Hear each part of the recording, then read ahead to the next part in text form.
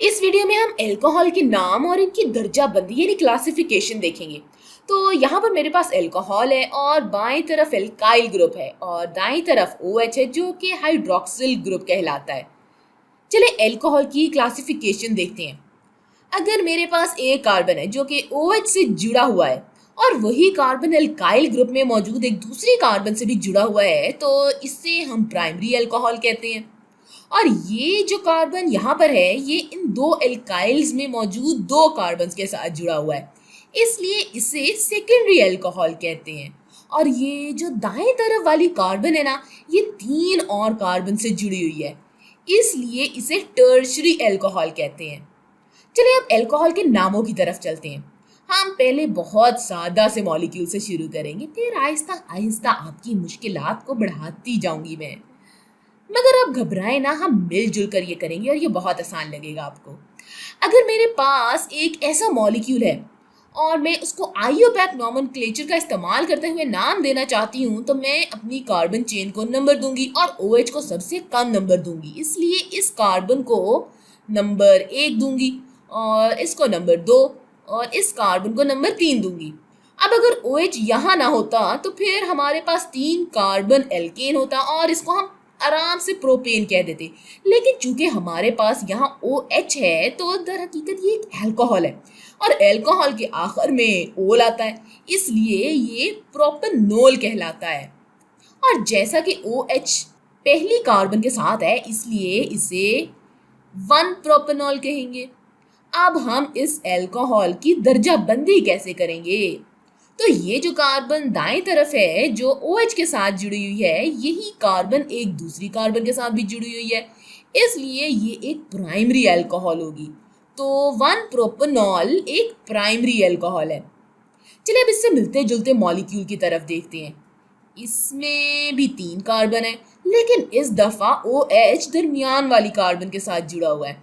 तो एक दफा फिर आगे बढ़ते हैं और नंबर देते हैं। तो ये कार्बन 1, ये कार्बन 2 और ये कार्बन 3। ये 3 कार्बन वाली अल्कोहल है तो इसको प्रोपेनॉल कहेंगे। फर्क ये है कि हाइड्रोक्सिल ग्रुप मुख्तलिफ कार्बन पर है। अब ये कार्बन नंबर 2 पर है, इसलिए इसको 2 प्रोपेनॉल लिखेंगे, जो कि इसका आईयूपैक नाम है। इसको आइसोप्रोपेनॉल भी कहते हैं, लेकिन 2 प्रोपेनॉल इसका मुकम्मल आईयूपैक नाम है।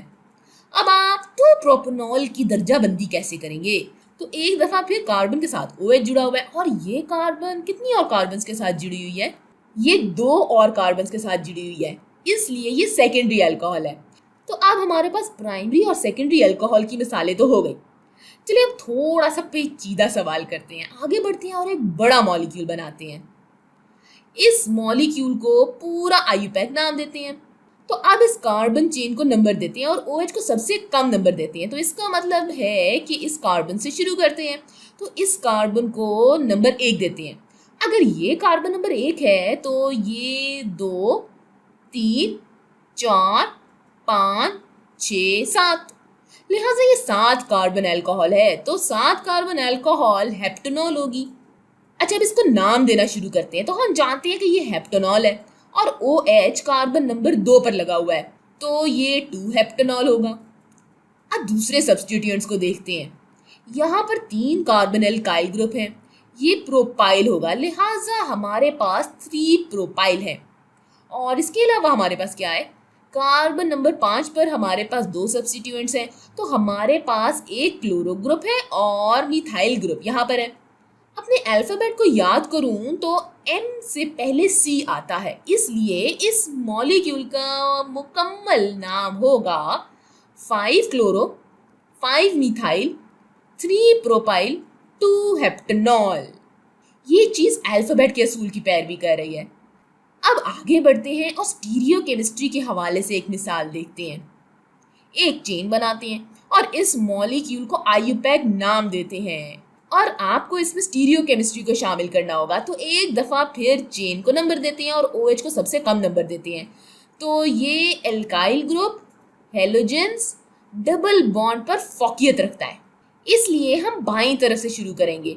तो 1, 2, 3, 4, 5, 6, 7, 8 और 9, लिहाजा हमारे पास 9 कार्बन अल्कोहल है, तो ये नॉननॉल होगी।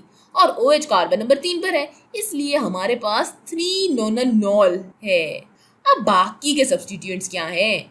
कार्बन नंबर 6 पर हमारे पास 2 कार्बन सब्स्टिट्यूएंट्स हैं, ये इथाइल ग्रुप होगा। चलें तो फिर आगे बढ़ते हैं और इसको 6 इथाइल लिखते हैं। तो अभी तक हमारे पास 6 इथाइल 3 नॉननॉल है। अब स्टीरियो केमिस्ट्री की तरफ देखते हैं। तो सबसे पहले कार्बन नंबर 3 की स्टीरियो केमिस्ट्री देखते हैं। तो ये कार्बन हमारा कायरलिटी सेंटर है। अच्छा, अब देखते हैं कि कौन से एटम्स इस कायरलिटी सेंटर के साथ जुड़े हुए हैं। तो ये कार्बन, कार्बन और ऑक्सीजन है। इसके अलावा हाइड्रोजन भी है। तो ऑक्सीजन का एटॉमिक नंबर सबसे ज्यादा है, तो इसको हम पहला नंबर देंगे और इस कार्बन को दूसरा नंबर देंगे और इस कार्बन को तीसरा और हाइड्रोजन को चौथा नंबर देंगे। तो अगर आप हाइड्रोजन को नजरअंदाज करें और इस तरफ जाएं तो ये काउंटर क्लॉकवाइज यानी घड़ी की सुई की डायरेक्शन में, तो ये एस की तरह दिखता है। लेकिन अगर आपको वो ट्रिक या चाल याद हो तो एस को उल्टा करके आर लिख देंगे। तो आगे बढ़ते हैं और यहाँ आर लिखते हैं। अब हम कार्बन नंबर 6 की कॉन्फ़िगरेशन देखते हैं। तो 6 नंबर कार्बन एक और कायरलिटी सेंटर है। इसके साथ 4 मुख्तलिफ सब्स्टिट्यूएंट्स जुड़े हुए हैं। इस कार्बन के साथ हाइड्रोजन भी जुड़ी हुई है। और सबसे ज्यादा फौकियत वाली चीज के बारे में सोचते हैं कि ये बाएं तरफ वाली चेन को सबसे ज्यादा फौकियत हासिल है। इसके ऊपर कार्बन भी है और ऑक्सीजन भी, इसलिए इसको सबसे ज्यादा फौकियत हासिल है। हम इस बार काउंटर क्लॉकवाइज जाएंगे, यानी घड़ी की सुई जिस सिंथ में घूमती है उसके मुखालिफ सिंथ में जाएंगे। लेकिन जो सबसे कम फौकियत वाला हाइड्रोजन ग्रुप है वो दूर जा रहा है, तो ये दर हकीकत एस है और काउंटर क्लॉकवाइज है। तो ये एस है, तो ये हो जाएगा 3R 6S 6 इथाइल 3 नोनानॉल।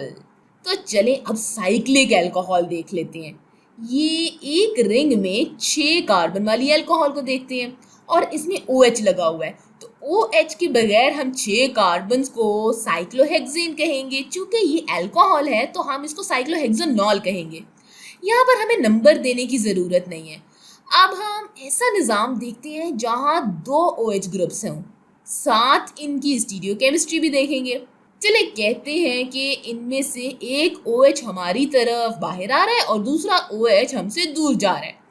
तो जब आपके पास ऐसी सूरत हाल होगी कि एक ही मॉलिक्यूल पर 2 अल्कोहल होंगे तो आपका प्रीफिक्स डाई होगा, यानी ये डायोल है।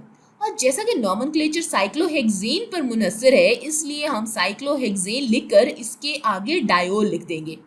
अब आपको ये देखना है कि रिंग के ऊपर 2 अल्कोहल्स कहाँ पर हैं। तो आगे बढ़ते हैं और नंबरिंग करते हैं। कहते हैं कि ये कार्बन 1 है, फिर ये कार्बन 2, कार्बन 3, कार्बन 4 होगी। लिहाजा अल्कोहल पहली और चौथी पोजीशन पर है। और जैसा कि ये 2 अल्कोहल एक दूसरे के मुखालिफ सिम्त में हैं, इसलिए हम ट्रांस 1,4 साइक्लोहेक्साडायोल लिखेंगे। अब अल्कोहल की और इकसाम भी देखते हैं। हमारे पास साइक्लोहेक्सेन के अलावा बेंजीन रिंग है, हमारे पाई बॉन्ड हैं और OH है।